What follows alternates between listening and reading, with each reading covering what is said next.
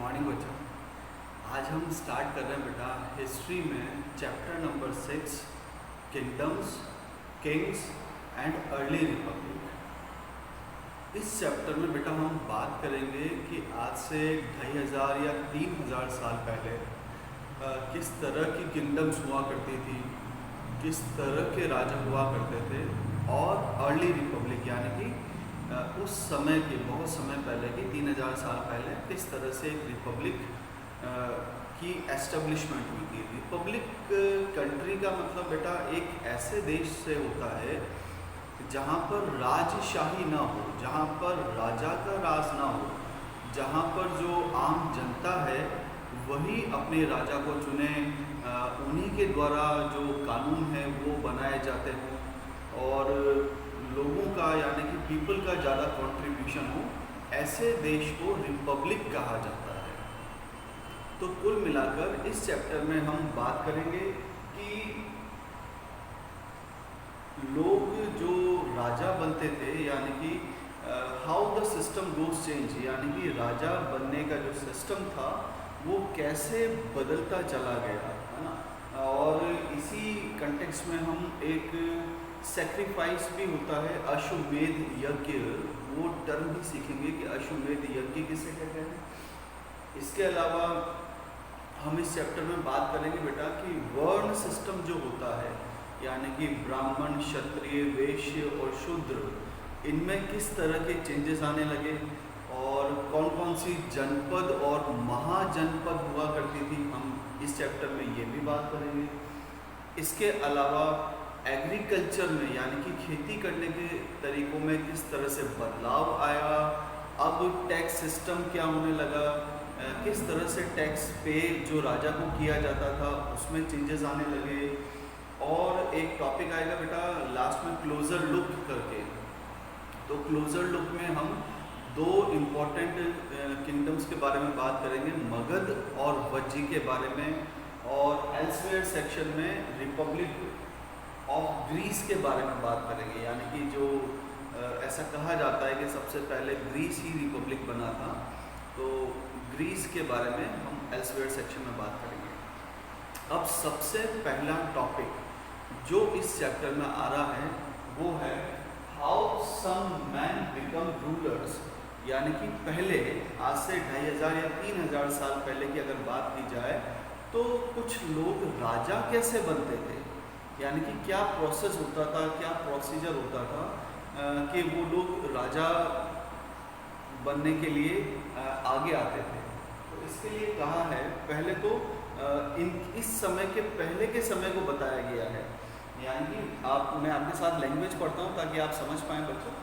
Around 5000 years ago, 5000 का मतलब ये है कि आज से लगभग 4 या 5000 साल पहले की अगर बात की जाए, मतलब हम बात कर रहे हैं चैप्टर 4 और चैप्टर 5 जो आपको पढ़ाया था उस समय की। तो लगभग 5000 साल पहले राजा बनते थे आम जनता के बीच में से, यानी कि जो आम जनता होती थी वही आपस में सलाह करके, मशवरा करके, एडवाइस करके अपने बीच में से ही किसी एक व्यक्ति को राजा चुनती थी, यानी कि पहले ये प्रोसेस होता था। इसीलिए हमने कहा है कि जना, चूज नियर रूलर्स, जना वर्ड, जो जना वर्ड है ये आपको सिखाया गया है पहले भी प्रीवियस चैप्टर्स में भी, और जना वर्ड का अर्थ होता है बेटा जनता से, आम लोगों से। यानी कि लगभग 5000 साल पहले क्या सिस्टम हुआ करता था कि आम जनता अपने बीच में से ही किसी एक व्यक्ति को उसकी काबिलियत के बेस पर वो कितना कैपेबल है इस आधार को मानकर उनमें से ही किसी एक व्यक्ति को राजा चुना करती थी। लेकिन बट अराउंड 3000 ईयर्स अगो, यानी कि ये जो सिस्टम था कि आम जनता अपने बीच में से एक राजा को चुन रही है, ये 1000-2000 साल तक चला।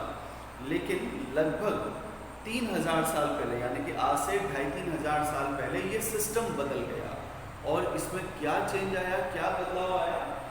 We find some changes taking place in the ways in which rajas were chosen, यानी कि पहले जिसे आम जनता राजा चुना करती थी, अब 3000 साल पहले उस सिस्टम में परिवर्तन आने लगा, बदलाव आने लगा। अब राजा बनने की प्रक्रिया में चेंज आने लगे, और वो चेंज क्या था? Now some man become rulers by defeating और सबजुगेटिंग, यानी कि अब कुछ लोग राजा बनने लगे बाय डिफीटिंग। डिफीट करने का, डिफीटिंग वर्ड आया बेटा डिफीट करने से, और डिफीट करने का मतलब होता है हरा देना। यानी कि जब हम किसी से बैटल करें, युद्ध करें, वॉर करें या फाइट करें, यानी कि जब आमने सामने का युद्ध हो और अगर हम उसे युद्ध में हरा दें, तब हम उसकी किंगडम को भी क्या कर लेंगे? ऑक्यूपाई कर लेंगे।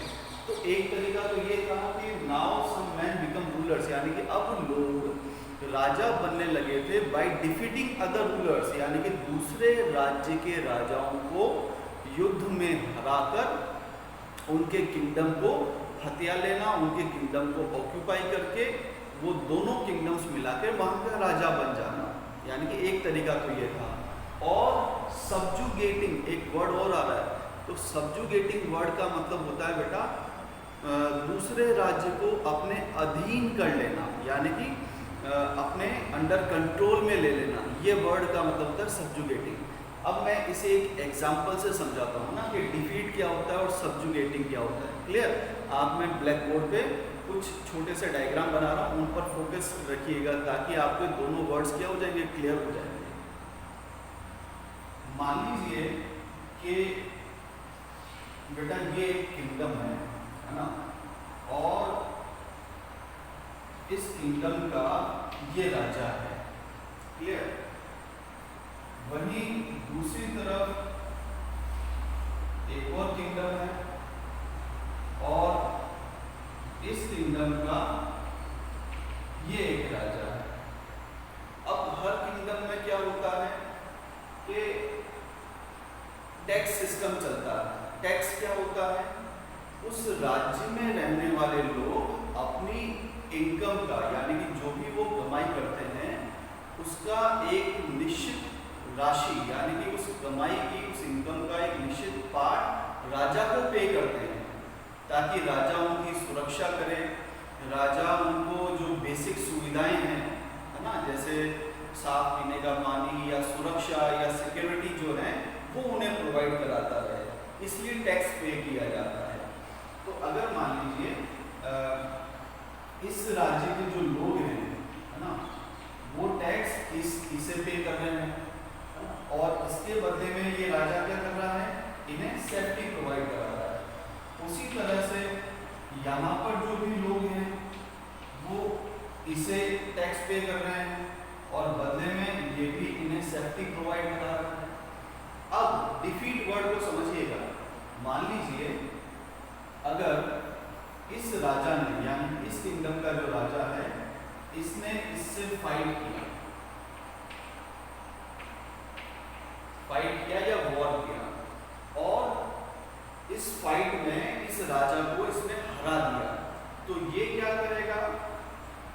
फाइट करने के बाद में इस राजा को हटा दिया जाएगा बेटा यहाँ से, और ये जो पूरी किंगडम है,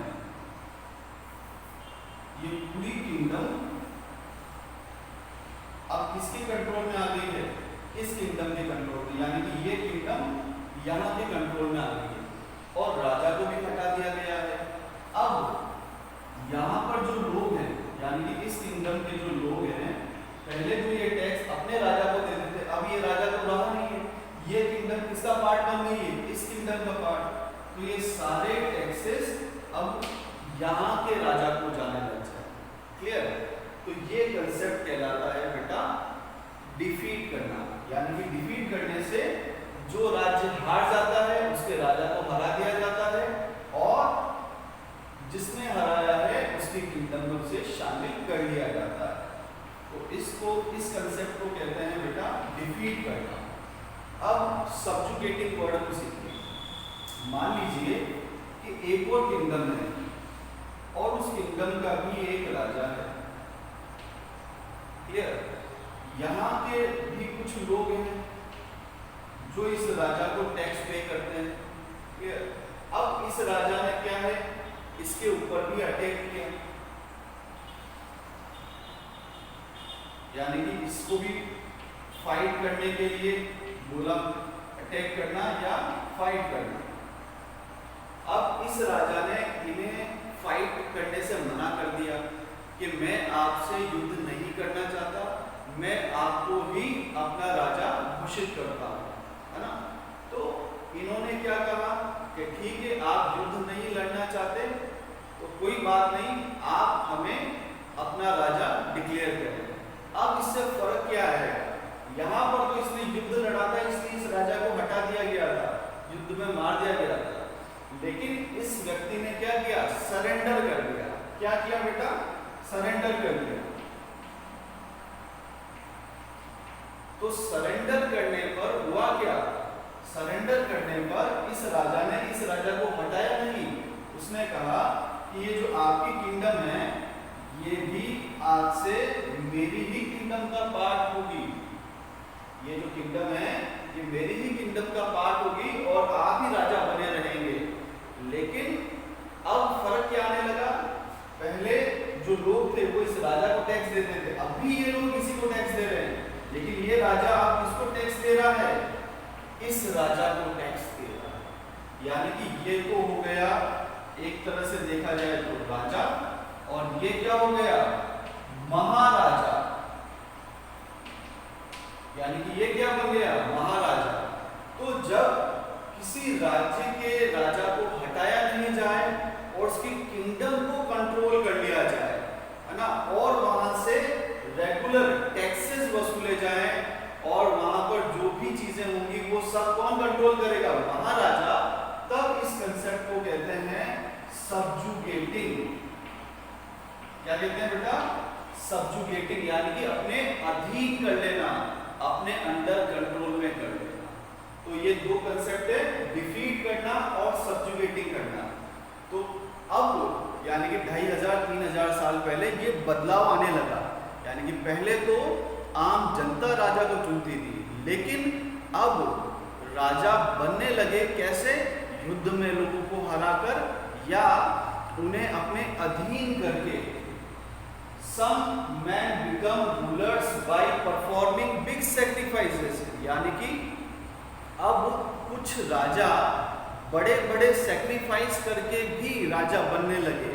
अब एक बहुत इंपॉर्टेंट सेक्रीफाइस यहाँ पर बताया गया है आपकी बुक में, उस सेक्रीफाइस का नाम है अश्वमेध यज्ञ। आइए बच्चों अब उसके बारे में बात करते हैं कि अश्वमेध यज्ञ क्या होता है।